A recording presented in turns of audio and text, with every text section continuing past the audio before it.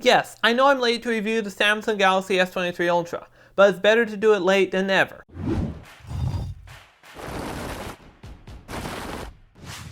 Hi, I'm Justin from Random Tech Videos, and today I don't want to bore you by making an overly technical review, so here's a quick scroll through of the tech specs on screen for you nerds like me. But for everyone else, here's just some key specs that this phone has. It has a Qualcomm Snapdragon 8 Gen 2 specifically overclocked for Galaxy so that it's a little faster than the other variants of the same chip. It has up to 1TB of storage and up to 12GB of RAM. It has a 200 megapixel main camera and is capable of recording up to 8K at 30 frames per second, which is a big jump over the barely usable 24 frames per second on previous Galaxy models. Spoiler alert! I love my Galaxy S23 Ultra. So if you don't have time to watch this review, yes, I recommend it. You can go right now down below, buy it, link in description. Affiliate link gives me commission. But if you want my full, unbiased, honest review, because I paid for this phone myself, not sponsored, keep watching. Let's start with some of the S23 Ultra's key features and what I like. The display quality is absolutely amazing. It's fantastic. It's 120Hz OLED 1440p class display. However, it comes out of the box set to 1080p, so if you get this phone, be sure to set it to 1440p if you want to enjoy the full experience of the display. The colors on the screen are very vivid, and the text is so incredibly clear that I can't even enjoy it fully with my poor eyesight. I just can't. And then the second main thing that I like about this phone, the reason why I bought this phone specifically, is the cameras. I bought this for my next YouTube camera so that I can record high quality videos instead of recording my GoPro like I'm doing right now. This phone can take 200 megapixel photos, although I recommend setting that to 50 megapixels so that it can be pixel binned and have a higher quality photo that doesn't take up too much space. Let's jump right into the more in-depth camera review. Okay, starting off this camera review, I am standing right behind the camera and holding it in my hand as I go outside, and so you can see right now how good or how bad the stabilization is, and in my opinion the stabilization on this camera is absolutely amazing.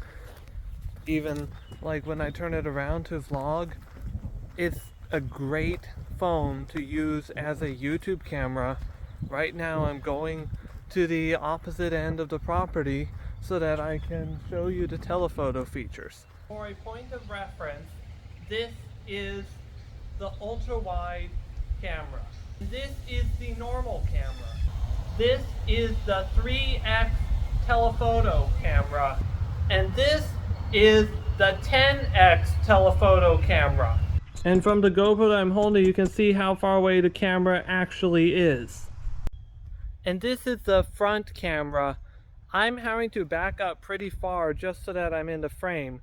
As you can see from my GoPro, I'm actually pretty far away. I wish this front camera were more ultra wide because it's not quite wide enough. This is the ultra wide camera right now. You cannot switch between the different lenses when you're recording at anything higher than 4K 30. So if I were recording at 4K 60, I'd be stuck on the camera that I started recording on. However, since I'm recording at 4K 30 or below right now, this is what the transition looks like going from the different cameras.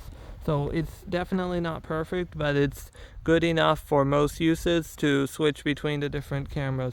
Now I'm going to the edge of the property so that I can show you the 100x digital zoom and how good or how bad that looks. Please realize that this is only available in photo mode. I am taking a photo at 0.6x zoom. I'm taking a photo at 1x. I am taking a photo at 3x. I am taking a photo at 10x. And finally, I am taking a photo at 100x. I really find the telephoto capabilities of this phone to be absolutely amazing, and while I never need to take a photo at 100x, the 10x zoom is such a game changer for me and what I do for my job, and I really love the video quality and the audio quality of recordings from this phone. That's pretty much it for the camera review portion of this video. I guess the only things I haven't showed you are hyperlapse and the slow-mo and super slow-mo features. I can't really demonstrate the super slow-mo because I don't have anything to show you that with right now, but hey, I'll at least give you a hyperlapse, okay? So you get something at least. Right now I'm just showing a few photos I took, like in the macro mode, the telephoto mode, and night mode. But other than that, I guess I'm done with the camera reviews, so back to the main video.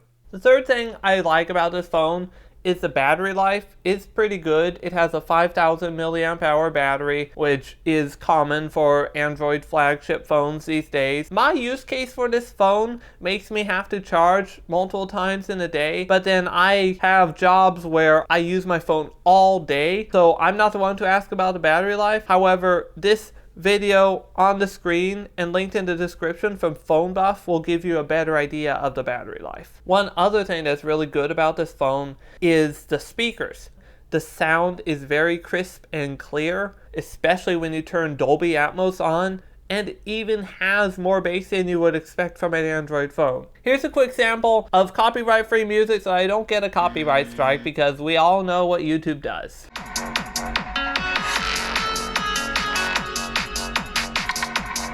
Another thing I really like about this phone, I know I just keep repeating myself saying I like. Sorry, I can't think of any synonyms right now. So another thing I really like about this phone is it's so fast, it's so responsive, especially when you go under the developer settings and you set the animation scale to 0.5 instead of 1. It can play just about any mobile game, even though I don't really use my phone for that primarily. And it does not slow down on multitasking because the 12 gigabytes of RAM on the higher models just lets it keep everything open in the background. Multitasking. That brings me to my next point. I love the windowed mode on here. Let me show you. I can have multiple windows open and drag them around on my screen, which is absolutely amazing. I can easily multitask instead of having to swipe between one app or another app or do the split screen. Split screen is useful, but it's even better when I can just have windows. Not Microsoft Windows, but a window experience. Under settings, advanced settings, labs on the phone, you can turn this on so that you can swipe down diagonally from the top left corner or top right corner to make anything a window.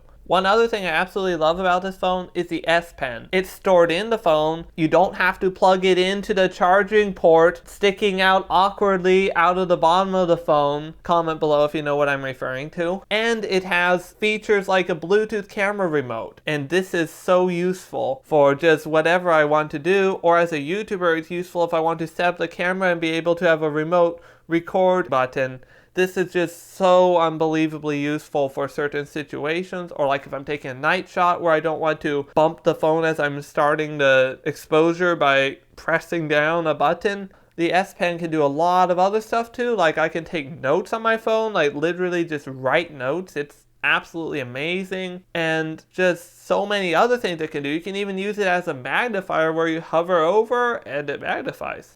On top of it, you can use it similarly in some applications like a pointing device on a computer, like a mouse where when you hover over something it displays the full text. Certain apps support that on the Galaxy S Pen. That is by far, in my opinion, one of the most useful features of the smartphone that isn't commonly found on other flagship phones. Not only can the phone do that, but it's also very customizable through an app on the Samsung Galaxy Store called Good Lock. This app lets you do all sorts of stuff. One of the things being where I press and hold the side button and it can turn my flashlight on and off. This is so useful because it has sub-apps you can download to customize various stuff. Finally, I should mention Samsung DeX, which lets you use your phone as a desktop computer.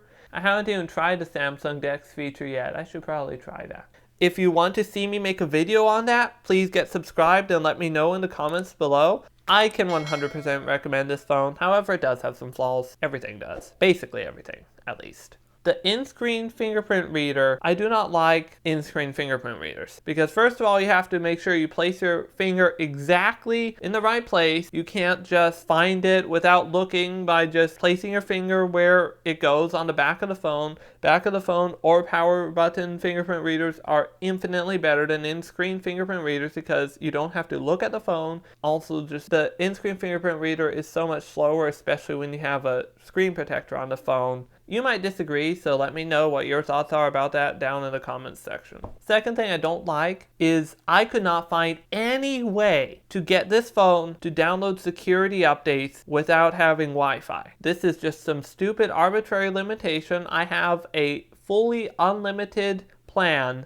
I do not need to worry about whether I'm on Wi-Fi or not, and it just so happens that where I live in a rural area, the home internet is really bad, so I want to be able to download stuff on mobile data for security updates. This phone forces me to connect to Wi-Fi, which not everybody has Wi-Fi at their home. Some people just use their phones. The third thing I hate, not this phone specifically, but basically all modern phones, and I must mention it, I am missing a port here. There is no headphone jack. Also, it'd be nice if this phone had a micro SD card slot, but it doesn't. However, that's not the end of the world, because if you're paying this much for a phone, you can afford to get the higher storage capacity. But the headphone jack, I need a headphone jack. Even in this month or two that I've been using this phone, there have been so many times when I've just needed to plug some audio device in, like when riding along my dad's car, for example, or even when I wanted to plug it into a stereo system that had an auxiliary input, that I couldn't do it. I will never stop making a point of this as long as I review any phone. If it doesn't have a headphone jack, it's automatically taking a point off of it. And then the final thing I don't like about this phone, even though it's fixable, some of the Samsung default apps are harder to use than the Google counterparts. Like, I hate the Samsung keyboard, so I installed Gboard, and it's just so much easier, so much better to use. I did not care for the Samsung messaging app, so I installed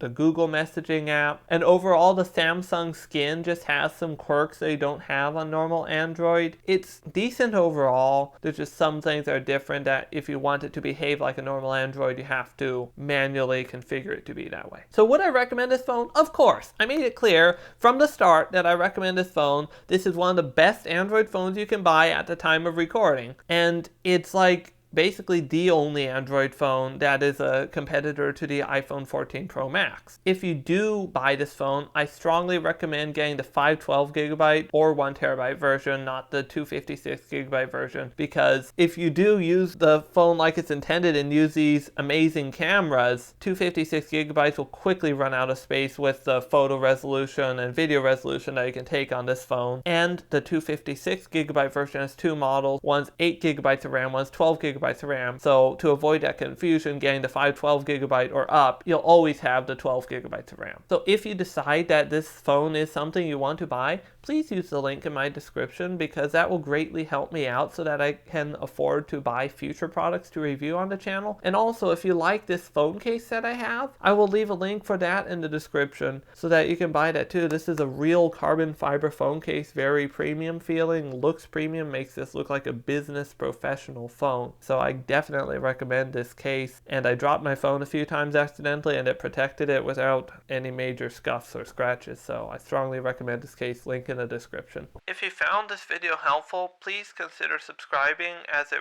really helps me out, and so that I can make more tech reviews. And until my next video, thank you for watching, and have a great day or night wherever you are in the world, and bye!